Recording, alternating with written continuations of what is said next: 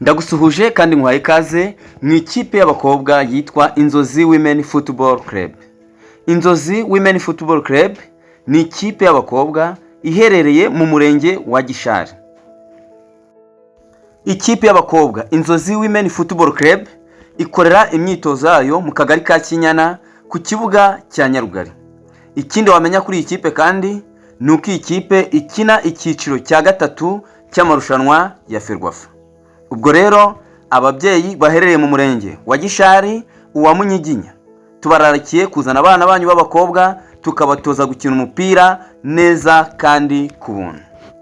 Icyo umubyeyi asabwa gusa ni ukuzana umwana wambaye imyenda ya siporo ndetse n'inkweto za siporo, ubundi tukamwigisha gukina umupira nta kiguzi na kimwe bisabye. Intego y'Inzozi Women Football Club ni ugufasha umwana w'umukobwa gukuza impano yo gukina umupira w'amaguru imurimo, akazakinira igihugu, akazakina mu makipe akomeye yo mu Rwanda ndetse no hanze yarwo, akabyaza umusaruro impano yo gukina umupira w'amaguru mu buryo butandukanye.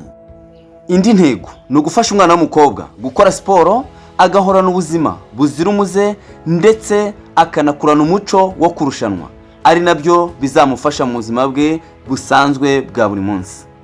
Uramutse rero ufite umwana w'umukobwa ufite impano yo gukina umupira w'amaguru ukaba ukeneye ibindi bisobanuro, waduhamagara kuri nimero zikurikira: 078 631 36660. Twakira abana bari mu kigero cy'imyaka 10 kugeza kuri 13, kuva kuri 13 kugeza kuri 15, kuva kuri 15 kugeza kuri 17 ndetse no kuva kuri 17 kugeza kuri 20.